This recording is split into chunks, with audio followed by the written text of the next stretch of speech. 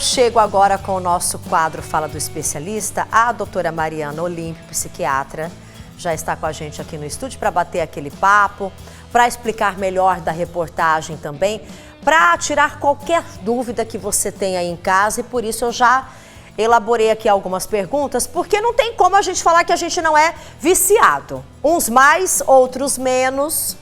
Vou falar por mim, porque eu não consigo desgrudar do celular também. No celular hoje a gente tem a nossa vida, você faz tudo pelo celular, tem as redes sociais, mas tem também aplicativos de banco, a gente faz tudo. Você está a todo momento ali fazendo um vídeo, trabalhando, WhatsApp, conversando com as pessoas, acaba sendo uma praticidade, mas acaba sendo prejudicial também.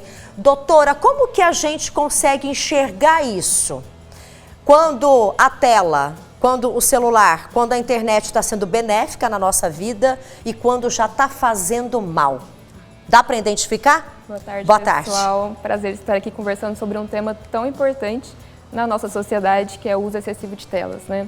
E tudo em excesso vai fazer mal, a gente sabe, né, desse princípio básico. Mas, em relação às telas, o que a gente percebe é a disfuncionalidade que isso vai trazer no nosso dia a dia. Porque muitas das vezes a gente trabalha com a tela. Então hoje os prontuários já são mesmo digitais, eu passo ali um longo período nas telas. Mas se você também trabalha com as telas, a gente tem que pontuar. Porque se é o seu trabalho, tudo bem. Agora, se você usa as telas em tempo excessivo e o seu trabalho começa a ser afetado, as suas relações interpessoais e pessoais mesmo, né? Porque muitas das vezes as pessoas deixam, às vezes, até de tomar banho para estar ali conversando, adiam o sono, ou seja, tudo isso está causando uma disfuncionalidade no ambiente ali, no convívio dessa pessoa com outras e consigo mesmo, no ambiente de trabalho principalmente. Então, assim, entre um período de consulta e outra, se eu entro ali e fico mexendo no celular, perco tempo com atividades que eu deveria estar fazendo, isso já está disfuncional, independente do tempo. Mas eu gostaria também de pontuar que as nossas estatísticas atuais no Brasil, né, conforme a reportagem mesmo pontuou, estão em média de 9 horas por dia, ou seja, isso é muito, muito tempo de tela. Não tem como isso não ser prejudicial. Vou dar um exemplo aqui, muito claro, vários exemplos. Você está lá assistindo TV ou um filme, mas você está com a TV ligada, sentado no sofá, olhando a internet. Você está almoçando, jantando com a sua família.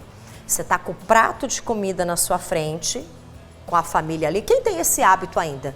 E você está ali com o celular do lado do teu prato. Você está lá, gente, num evento, ou você está em uma festa, num barzinho, numa reunião com os seus amigos, saiu para um happy hour, você está lá, gente, tomando a sua cervejinha, mas o celular está do lado, e aí você deixa de interagir, de conversar com as pessoas, porque a internet está lá, a todo momento, é mais importante. Quando você deixa a internet dominar a tua vida e deixa a tua vida real de lado, isso já começa a ser também uma doença, doutora. Isso, a gente no DSM, que é o nosso critério diagnóstico dentro da psiquiatria, ainda não há esse termo de um transtorno específico como um vício em telas, mas é algo que a gente pensa que pode vir a ser... entrar como critérios diagnósticos. Hoje a gente tem aquela questão com jogos online, que isso já é considerado um transtorno psiquiátrico, né?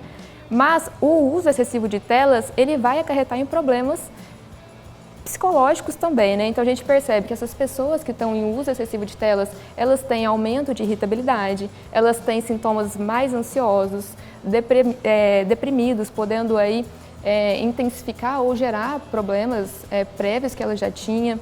Então são pessoas que muitas vezes têm problema com insônia, e um ponto importante que eu acho muito interessante de pontuar é que eu venho tendo percebido, principalmente com os pacientes, uma demanda com insônia. Só que quando a gente vai olhar como que é a sua rotina noturna, a pessoa ela não se desgruda daquele celular porque ela fala, não, doutora, enquanto não vem o sono, que eu desligo o celular, coloco ali do lado, que cai sozinho, né?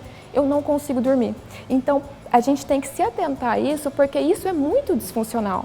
Quando a gente está recebendo o estímulo da tela, isso é extremamente prazeroso para o nosso cérebro. Até por isso é tão difícil da gente ficar distante, porque no nosso cérebro, a gente recebe aquele estímulo como um estímulo dopaminérgico, que é um neurotransmissor que a gente tem na função cerebral como sentido de bem-estar e prazer. E todo ser humano gosta de se sentir bem. Então ali, a todo tempo, a gente é bombardeado com coisas que a gente gosta. Então, se a gente gosta, o algoritmo sabe, e a partir dali é muito difícil da gente se desvincular da tela. Só que a gente tem que perceber e ter essa autocrítica, porque essa é a principal virada de chave. Você percebe que as pessoas estão se distanciando uma das outras devido ao uso do celular? Você tem essa reclamação no seu consultório com os seus pacientes? Porque o que eu disse aqui ocorre mesmo.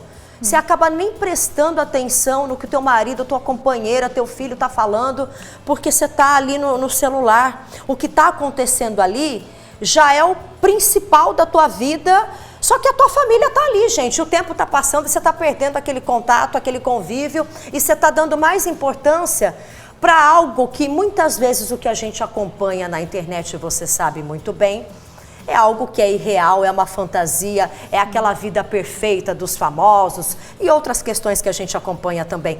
Tem que focar na tua vida, prestar atenção no que está acontecendo hoje. Com certeza.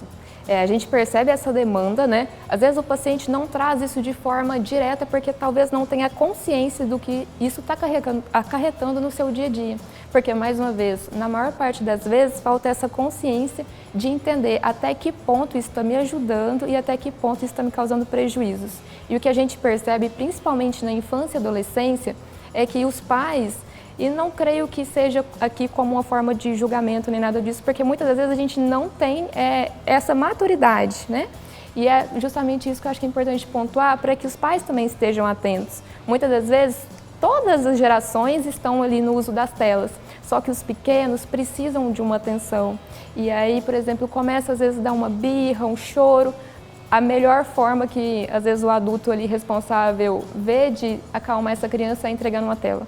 E a gente percebe que isso é muito ruim, é muito prejudicial para as nossas crianças e adolescentes, principalmente na infância. Porque antes dos 2 anos, não pode se usar tela. Isso é muito importante da gente pontuar.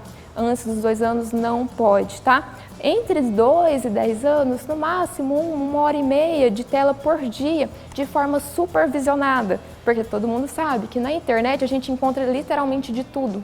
Então a gente precisa estar atento às crianças e adolescentes ao que elas estão consumindo nas redes, né? Vai entregar um celular para essa criança? Tá, mas o que ela fez? Está sendo monitorado? Porque senão a gente coloca essa criança em risco. E aí a gente está, de certa forma, negligenciando este cuidado, né? Sendo que a gente deveria estar mais atentos. Então, ter essa percepção é extremamente importante, até porque esses estímulos excessivos tiram da criança todo aquele poder que ela teria de imaginação, de interação. Na escola, começa a não conseguir prestar atenção, porque ali na rede social é dopamina para a criança também. Ela está acostumada com dopamina rápida, que é isso que a gente recebe quando a gente está assistindo uma coisa bacana, né? Então, assim, isso vai trazer várias disfuncionalidades desde a infância até a vida adulta. Porque muitas das vezes esses adultos, enquanto casal, perdem tempo de qualidade porque estão ali em meio às redes, imaginando aquele casal perfeito. Eu falo comercial de margarina, né? Que é o comercial mais feliz. Mas é mesmo, doutora. E assim, a realidade não é essa. E a gente, na terceirização de imaginar aquilo, a gente deixa ainda mais de lado o que a gente deveria fazer, que é cuidar dos nossos e principalmente de nós mesmos. Porque essa partida vem da autopercepção, que é muito importante. Cuidar da nossa saúde mental, ainda mais nos dias de hoje. Para a gente finalizar, como buscar ajuda? Quando eu sei que eu preciso de um apoio, que eu não vou dar conta sozinho, que eu estou extrapolando, que eu estou ali há 9 horas, que eu estou o dia todo, que eu não desgrudo do celular. E aí você não quer acreditar que você tem algum problema, mas você já está sendo prejudicado no seu trabalho, você já está tendo falta de atenção. Quando eu devo buscar alguém para me orientar, quando eu devo buscar um suporte de um profissional para eu me colocar no meu lugar, falar, olha, eu tenho que parar e levar uma vida mais tranquila, cuidando de mim? Eu acho esse ponto o diferencial de tudo, porque é só a partir da nossa autopercepção, quando a gente se identifica, que a gente consegue ter o domínio de entender que tem algo errado e a partir disso eu tenho que mudar as minhas condutas, porque antes disso a gente não aceita, né? Então, assim, um ponto importante eu coloco como desafio, viu, Josi? É a gente abrir o celular e nas configurações ali tem um tempo de tela diário. Se a gente for lá, cada aparelho tem uma configuração diferente, mas faça essa análise com o seu equipamento que você mais usa aí, com o seu smartphone e tudo mais, para você ter um discernimento. Você vai se assustar com o número, eu tenho certeza, porque a gente sempre acha que é muito menos do que acontece na realidade, né? E eu me percebi assim, inclusive. E o que eu fiz? Eu fui lá nos aplicativos que eu mais usava e coloquei tempo. Então, chega determinado tempo, o aplicativo bloqueia e aí não vou entrar. Isso é muito bom para a gente se corrigir, né? E estamos todos nessa situação. Então, assim, o que a gente precisa de fazer? A gente precisa de se policiar. E aí, o que a gente percebe? Como isso causa uma certa dependência, aquele comportamento de ficar checando mensagens, checando likes, fazendo essa comparação, porque isso virou agora a validação que a gente tem nos dias de hoje, né? Quantidade de likes, comentários, a repercussão que aquele post tem, sendo que na verdade não é isso, mas a gente está em busca, né, desse prazer, dessa validação. Então, assim, vamos nos colocar na realidade. Isso está afetando a minha produtividade, está me deixando mais irritado. E aí o que a gente percebe? Tirou a tela, por exemplo, fazendo essa dinâmica de restringir o tempo de cada aplicativo ali, né? Ou que seja das plataformas de série, filmes. O que a gente percebe quando a pessoa está dependente? Quando a gente tira, ela se sente muito mais irritada, muito mais ansiosa, porque ela fica assim, mas eu não precisava de estar checando, é algo natural, porque foi causado por esse comportamento repetitivo. Então a pessoa, ela vai sentir, vai ter um estranhamento interno, vamos colocar assim, uma irritabilidade, uma agonia, eu tenho que estar checando, cadê o celular, ele não está por perto. Então assim, tudo isso a gente tem que perceber. E sendo que, por mais que o uso excessivo de celulares ainda não esteja colocado como um transtorno psiquiátrico, ele muitas vezes acompanha outros transtornos, né? Então a gente tem que ficar atento se por trás disso não tem alguma condição psiquiátrica ocorrendo. Não tem um TDAH, não tem uma ansiedade, depressão, um toque. O que está por trás disso? E se você por acaso perceber e precisar de ajuda, procure um profissional da saúde mental para que possa te acompanhar. Mas sempre tem essa atenção. Isso vale para a família toda, porque às vezes uma pessoa da família se atenta e aí a partir disso a gente consegue até ajudar os outros membros, não é mesmo? É isso mesmo, doutora. Muito obrigada pela sua participação aqui no nosso BG. Foi o nosso quadro Fala do Especialista de hoje. Obrigada, doutora!